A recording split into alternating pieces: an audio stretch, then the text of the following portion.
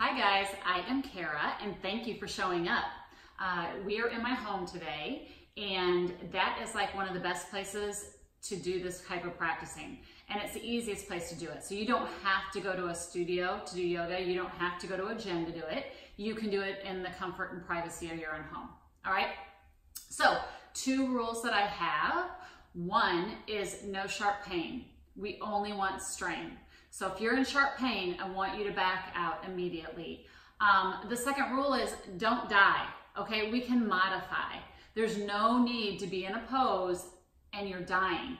Athletes are conditioned to think, okay, push through, fight through, right? No, this is a little bit different. We need to get your muscles to relax so that they can lengthen out. And if you're all tense and trying to push through and you're in pain, they're not gonna relax and lengthen out. All right, so don't die, let's modify. We only want a strain level of about 6 or 7 maybe, okay? Once you cross over that, that muscle is not gonna release, okay? So no sharp pain and don't die, all right? You with me? Okay, all you need really is something soft to be on. Carpet is just fine. If you only have hardwoods, you might wanna get a towel to have with you, or a pillow from a couch or your bed. You can use a block. Sometimes basically your knee just isn't gonna be really comfortable on a hard surface if we're on our knees. And any other things you might use is like a block, you can substitute and use a pillow for. A strap, if we're using a strap, you can substitute and use a t-shirt or a towel with. So those things are pretty easy to switch up and find something that can work for us. But I do want to talk about giving yourself just 10 minutes a day. I'm going to do my best to keep these live streams to 10 minutes. A lot of my other videos, they're right around 10 minutes. 10 minutes a day is a great investment in your health and your future and your performance. All right, so let me tell you this one little key. 80% of us as adults end up having back issues. I actually have a very bad back.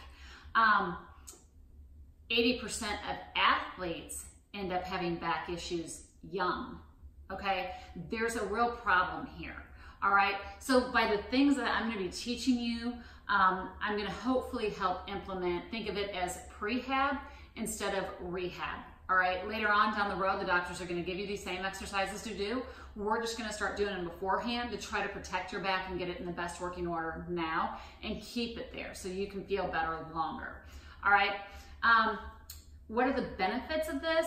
Real quickly, your muscle recovery is going to be so increased, okay? The lactic acid that you feel, that gets worked out. Think of it like as a rag, like you're wringing out the rag. So the lactic acid gets worked out.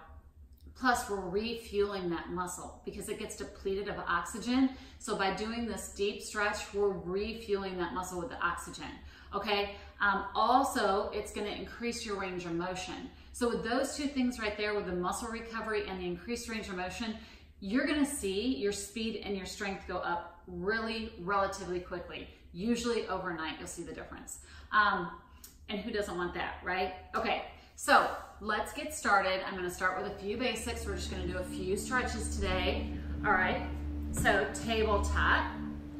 Hands are under your shoulders, fingers are spread wide. I want you to put some of your weight into your fingers. Think of pressing it into your fingers, okay? Knees are under your hips. This is basic tabletop, right? Okay, cat and cow. We're gonna do the most awkward pose first, right? Go ahead and drop your belly for cow. You're releasing your tailbone to the ceiling and you want the crown of your head to go to the ceiling and your shoulder blades back and down your back.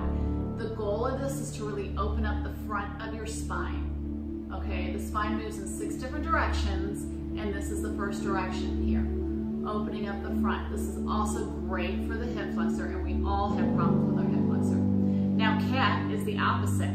We're going to arch the opposite way. So we're going to tuck our tailbone, drop the crown of our head, and pull that belly button in. This is opening up the back of your spine.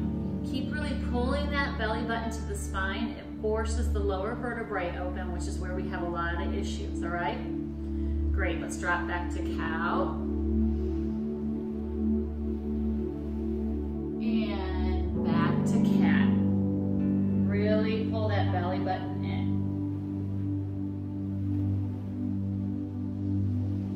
Excellent, guys. All right, now what we're gonna do, we're gonna take our knees wide and put our toes together. Okay, we're gonna drop back to child's pose, but what I want you to do first, I want you to take these hips, and instead of having them tucked, I want you to rotate them back like we do in cow. Okay, so I want you to think of your tailbone, which is the tip of your spine, reaching back towards the back of the wall. Now I want you to lower down, and I want you to think of the crown of your head, which is the top part of your head, reaching for the front wall, okay?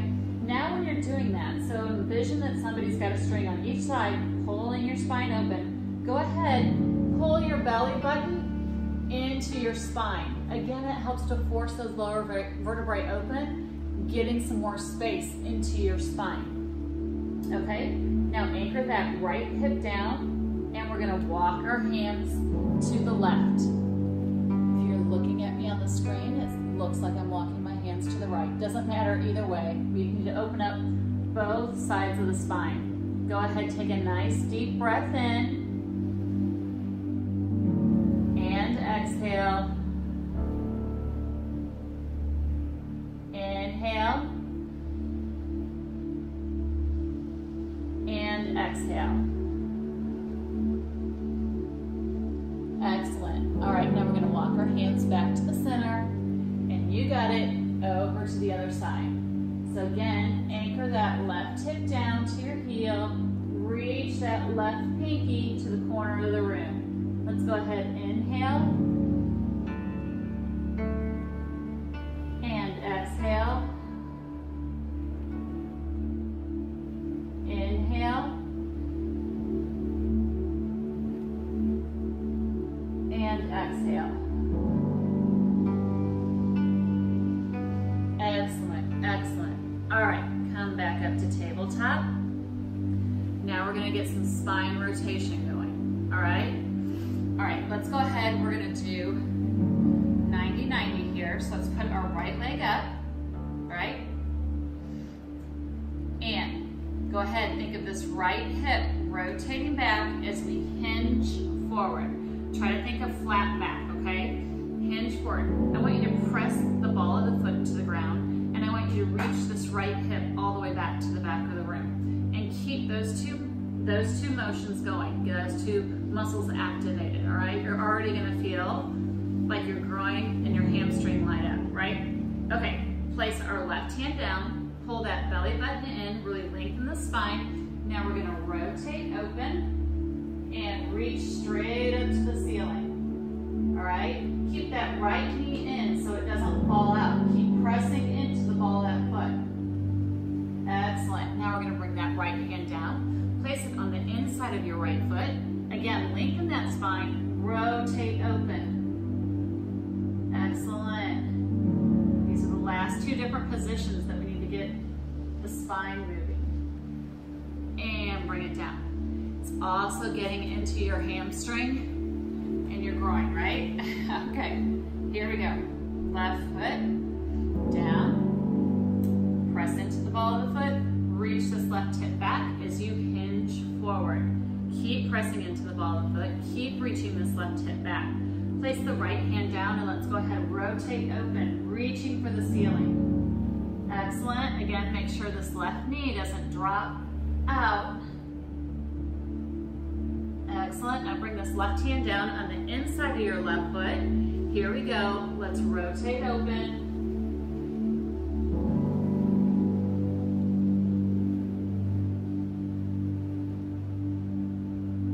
Excellent, very good. All right, 2 more stretches and then you're done, okay? Hang with me. 2 more stretches, all right? This one might be just a wee bit longer because I explained some things in the beginning, but you've got this, I know you do. All right, so let's do down dog.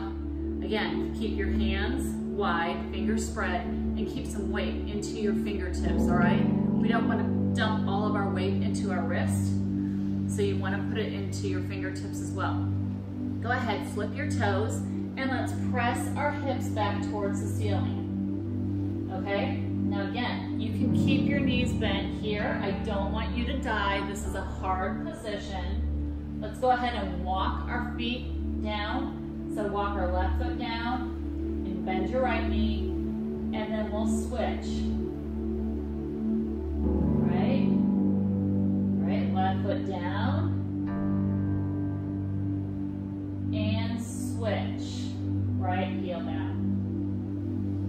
let's go ahead and bend both knees. Really release those hips up to the ceiling. And think of belly button in, long spine again. All right, I know you're dying. All right, guys, bear with me. Here we go. Plank out. You've got this. If I can do it, you can do it, right?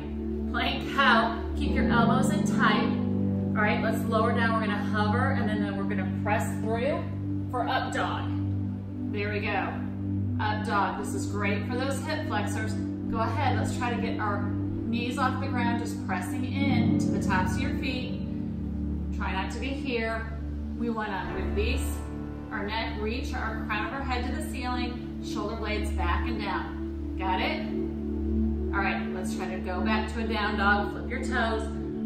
Down dog. One more up dog, guys. You've got this. We're almost done. So plank out. Ready? Lower down. Press through. Great job. Great job. All right. Thank you guys so much. Your body thanks you. Join me tomorrow. We'll move on. We'll do some other things. Thank you for stretching with me. And until then,